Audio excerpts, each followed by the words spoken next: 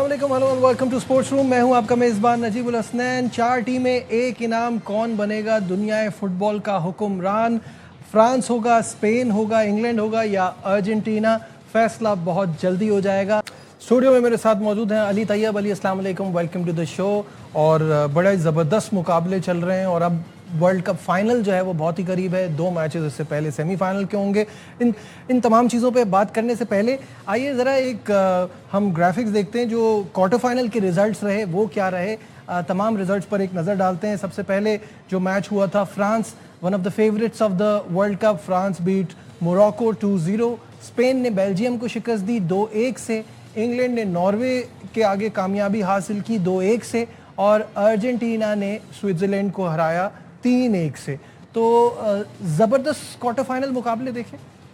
France और Morocco का तो काफ़ी वन साइडेड और एक्सपेक्टेड भी था। वो आपने देखा, एट आर्म्स लेंथ रखा और कोई ऐसे मैच के अंदर ऐसी कोई चीज़ नहीं वे यू फेल्ट कि मोरक्को जो है वो कोई नुकसान पहुंचा सकता है फ्रांस को। That was pretty straight forward.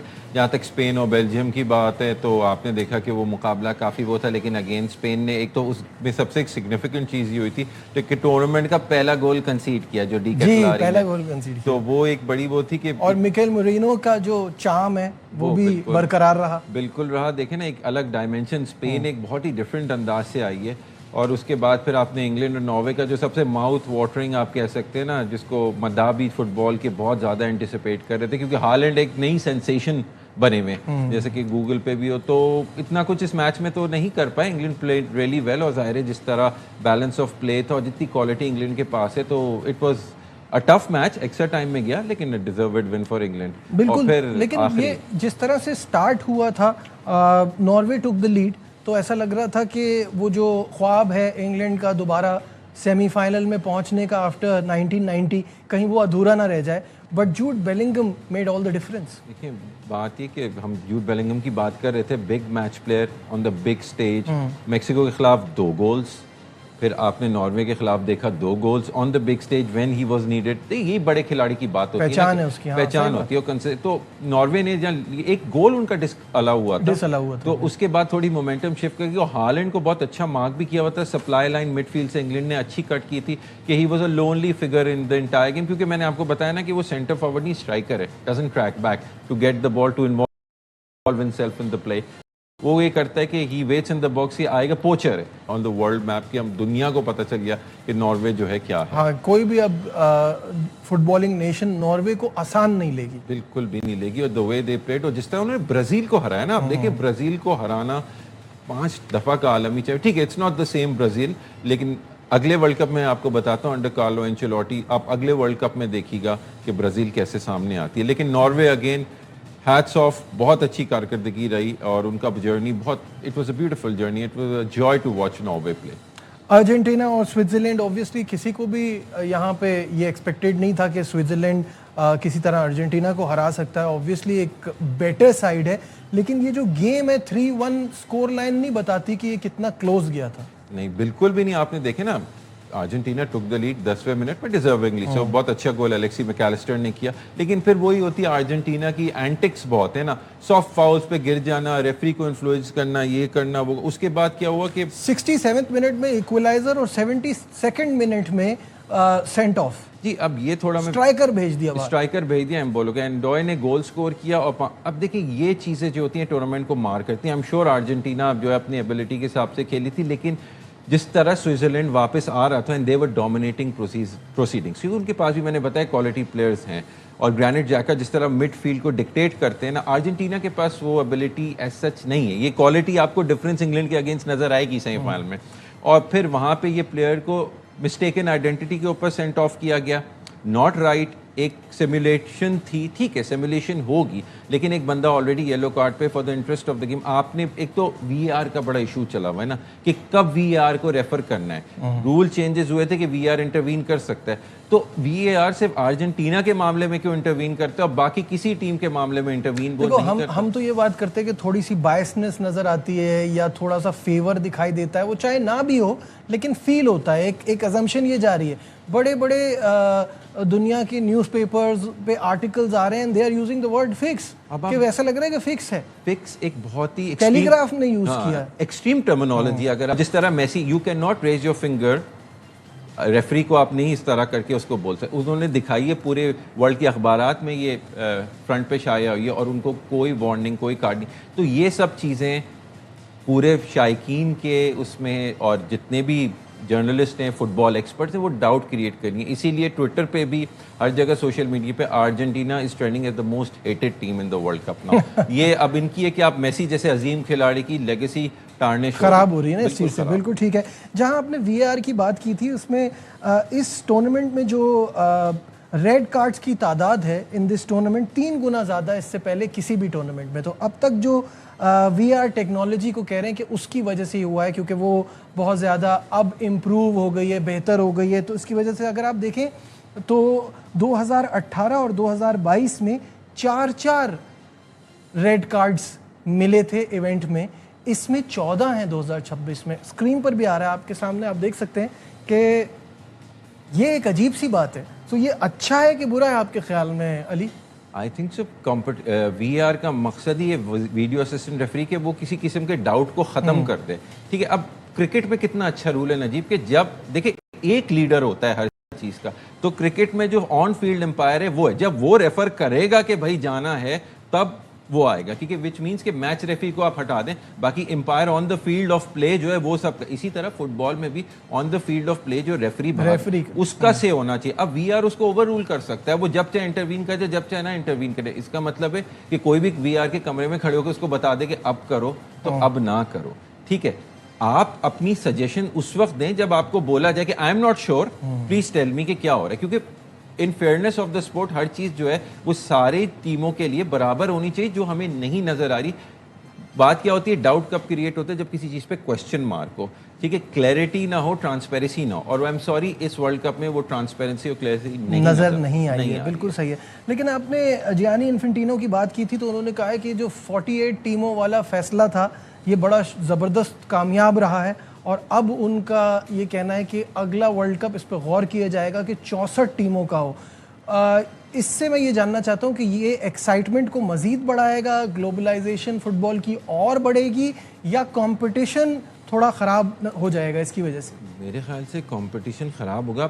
Cricket کی بھی ہم جب بات کرتے ہیں تو کرکٹ میں جو ٹیمیں اچھی ہوتی ہیں وہی آتی ہیں. بے شک آپ کو لگے گا کم ہے, اس کا یہ مطلب نہیں کہ گلوبل ریچ نہیں ہے کرکٹ کی, بہت گلوبل ریچ ہے. ٹھیک ہے, فٹ بال کو یہ جی گلوبل سپورٹ سمجھتے ہیں, لیکن آپ پھر اسٹینڈرڈ کو کرتے تو پھر ان ٹیمز کو فیئرنیس بھی تو ہوتا ہے. دیکھیں یہ ایک معاشرتی اعتبار سے فیفا کو وہ دیکھ رہے ہیں. جیسے کہ اگر کسی سپورٹنگ برانڈ کی 22 کیمپین ہیں تو اس میں 9-10 میں جو ہے وہ میسی صاحب موجود ہے, تو وہ سپورٹنگ برانڈ بولے گا کہ یار میسی کا ہونا میری اس کے اکنامک ٹرن اوور کے لیے یا میرے آؤٹ کم کے لیے یا بہتر ہے, تو ان کا ہونا چاہیے. تو یہ پھر دیکھیں ان کو بھی وہی اسپانسر کر رہے ہوں گے فیفا کو, تو یہ سارا پھر وہ مانیٹری ایک ایسپیکٹ آ جاتا ہے جس سے پھر سپورٹس کی ٹرانسپیرنسی ٹارنش ہوتی ہے. اور جس طرح اس وقت جیانی انفینٹینو آپریٹ کر رہے ہیں تو وہ ایسا ہی لگتا ہے کہ یہ سارا فائنینشیل اسپیکٹ کو دیکھ کے چل رہے ہیں ان ٹرمز آف. دیکھیں اراؤنڈ $8.9 بلین کا یہ پورا ایونٹ جو ہے وہ suppose to be generating, which is a huge amount for an organization جو کہ ایک اسپورٹس کی گورننگ باڈی ہے. تو جب اتنا بڑا پیسہ انوالو ہوتا ہے تو پھر اس میں پھر اپ اینڈ ڈاؤن تو تھوڑا بہت چلتا ہی ہے. ٹھیک ہے, جب ہم بات کر رہے ہیں اس ورلڈ کپ کی, اور اس ورلڈ کپ میں کیا ہمیشہ ہم اسٹرائکرز پہ بہت زیادہ بات کرتے ہیں اور اگریسو پلیئرز پہ بات کرتے ہیں, لیکن گول کیپر کی اہمیت ریڑھ کی ہڈی جیسی ہوتی ہے, اور اس ورلڈ کپ میں بہت شاندار گول کیپر کی پرفارمنس ہم نے دیکھی. علی, بہت سارے گول کیپرز تو ٹیسٹ بھی نہیں ہوئے نا, جن کی بڑی ٹیمیں, جن کی ڈیفینس لائن اچھی ہے, جن کو اتنا چیلنج نہیں ملا. آپ کے خیال میں اگر آپ سے پوچھا جائے تو 2-3 گول کیپر کون سے لگ رہے ہیں جو بہت زبردست رہے اس ورلڈ کپ میں؟ میں جو متاثر ہوا وہ نیلینڈ سے ہوا, ناروے کے, اینڈ موراکو کے جو اسماعیل بونو ہیں. 9 penalties he faced, only 2 went past him, 7 بچائی ہیں. ٹھیک ہے, انکلوڈنگ شوٹ آؤٹس کی بات کروں تو یہ شو کرتا ہے کہ وہ واقعی انہوں نے اپنی ٹیم کو کتنا ہیلپ کیا. جہاں تک آپ نے بات کی نئی ٹیسٹ ہوئے, اسپین کا ڈیفینس صحیح رہا, کوباسی سے, لپورٹ سے, کہ اتنے نہیں. اسے مینیون ابھی فرانس کے ٹیسٹ کہاں ہوئے نہیں ہوئے نا, ابھی فرانس کو ٹیسٹ نہیں ملا, ورنہ اس حساب سے دیکھیں جو کیپرز ٹیسٹ ہوئے ہیں وہ ارجنٹینا کے ایمی مارٹینز ہوئے ہیں, اور جارڈن پکفورڈ تو بہت زیادہ ہی ہوا ہے. حالانکہ جارڈن پکفورڈ میں نہیں کہوں گا کہ وہ ورلڈ کلاس ہے, ایورٹن میں وہ کھیلتے ہیں, اس سے اچھے کیپرز ہیں. ٹھیک ہے. جیمس ٹریفرڈ بھی مانچسٹر سٹی میں جو انگلینڈ کے نمبر 2 ہے وہ نمبر 2 ہے. ایک کیپر بہت اچھے جو اسپین کا بیک اپ کیپر ہے وہ پریمیئر لیگ کا گولڈن گلو ونر ہے اور ڈیوڈ رایا. مجھے نہیں سمجھ آتا لوئس ڈیلا فونٹے ان کو کیوں نہیں کھلاتے, انہوں نے سیمون کو رکھے, شاید پرہیپس انٹرنیشنل ایکسپیرینس زیادہ ہے اسپین کے ساتھ, 2024 کی بھی یوروز جیتی ہیں تو اس حساب سے وہ ایک سیٹ اپ نہیں خراب کرنا چاہتے. لیکن اگر جیسے ضرورت پڑے گی تو اس دن آپ نے دیکھا کہ جب وہ گئے تھیبو کورتوا دنیا کے بہترین کیپرز میں سے, وہ انجر ہوئے تو جب لمونز آئے تو ان کی مسٹیک سے ہوا نا ریباؤنڈ پہ, تو دس is what a goal keeper از, تو اس لیے بہت ضروری ہوتا ہے. تو I think so Jordan Pickford and Emi Martinez جو ہیں وہ ابھی جو کرنٹلی کمپٹیشن میں وہ ٹیسٹ ہوئے ہیں, انہوں نے اچھی کارکردگی دی. بالکل صحیح ہے. گولڈن بوٹ کی ریس کس کے بیچ میں چل رہی ہے؟ اسکرین پہ آپ کے نام آ جائیں گے اور ہم سب کو ہی پتہ ہے کہ ٹاپ امباپے اور میسی ہیں, اور اس کے بعد ہالینڈ, اب تو ظاہر ہے ورلڈ کپ سے باہر ہو گئی ہے ان کی ٹیم. ہیری کین اس کے بعد چوتھے نمبر پہ ہیں. جوڈ بیلنگم 6 گول. ابھی جیسے آپ کو علی نے بتایا کہ بیک ٹو بیک جو کرنچ میچز تھے وہاں بیلنگم نے شائن کیا. عثمان ڈیمبلے نے وہ ایک ناروے والے گیم سے جو شروعات کی تھی تو وہ پیچھے مڑ کے انہوں نے نہیں دیکھا. تو اس بار بڑا سخت مقابلہ ہے.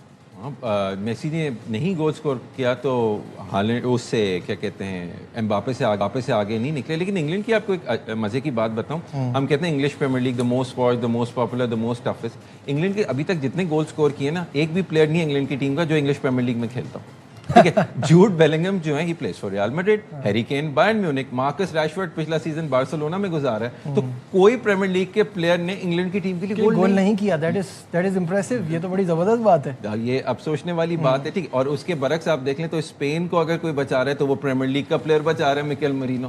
تو دس گوز دس وے. لیکن بات یہ کہ گولڈن بوٹ اپنی جگہ پوچھا گیا, ہیری کین سے بھی پوچھا گیا تھا تو انہوں نے یہ بولا گولڈن بوٹ یا یہ آئی ڈونٹ کیئر, میری ٹیم جیتنی چاہیے اور جو ریزلٹس آ رہے ہیں وہ میٹر کرتے ہیں. انڈیویجول ایوارڈز اتنے میٹر اسی وقت کرتے ہیں جب آپ نے کی ٹیم جو ہے وہ پھر کراسز دا لائن. اور انگلینڈ کا فوکس یہی ہے. 1986 میں اگینسٹ ارجنٹینا وہی ہینڈ آف گاڈ ہوا تھا, کیا وہ ریپیٹ ہو گئی ہے؟ 1998 میں جو ڈیوڈ بیکم, ڈیگو سیمیونی نے سینٹ آف کرائے تھے ان کو انفیوریٹ کر کے. مطلب Argentina is masters at that, آج سے نہیں ہمیشہ سے. بالکل صحیح ہے. سیمی فائنل لائن اپ آپ کو دکھاتے ہیں جس میں پہلا میچ ہوگا کل رات اور وہ ہے فرانس اور اسپین کے درمیان ڈیلس میں, اور دوسرا میچ ارجنٹینا اور انگلینڈ کا مقابلہ ہوگا ایٹلانٹا میں. اور جب کل ہم آئیں گے تو ڈیٹیل میں علی کے ساتھ ان میچز پہ بات ہوگی. Ali, thank you so much for your time. ناظرین, یہ بریک سے واپس آئیں گے اور کرکٹ پہ بات ہوگی, کہیں مت جائیے گا. Will be right back.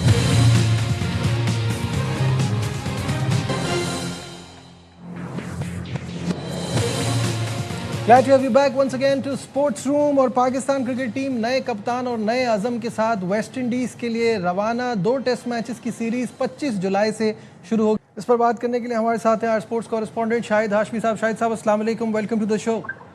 وعلیکم السلام, شکریہ. شاہد صاحب, ٹیم روانہ ہو گئی ہے ایک نئے عزم کے ساتھ, لیکن کیسا دیکھ رہے ہیں ہماری کارکردگی کو, ہماری تیاری کو, اور اپوزیشن کو دیکھتے ہوئے جس طرح سے ان کی بیٹنگ چل رہی ہے, جو ان کے پاس پیس بالنگ کی بیٹری ہے, کیسا دیکھتے ہیں؟ ظاہر مشکل ہوگا, لیکن یہ نیا عزم کیا ہوتا ہے؟ پرانا عزم خراب تھا شاید مسعود والا. پرانے سے بات بن نہیں رہی تھی. ہاں, پرانے سے شاید بات نہیں بن رہی تھی. عزم ایک ہی ہوتا ہے, چیلنج ہوتا ہے. آپ جب بھی اوے ٹور کرتے ہیں, پاکستان 2023 کے بعد کوئی بھی اوے ٹیسٹ نہیں جیتا, وہ بھی اتفاق سے بابر اعظم کی ہی کپتانی میں جیتا تھا جولائی 2023 میں. تو ایک چیلنج ہوگا. ویسٹ انڈیز اب بہتر ہو رہی ہے ٹیم.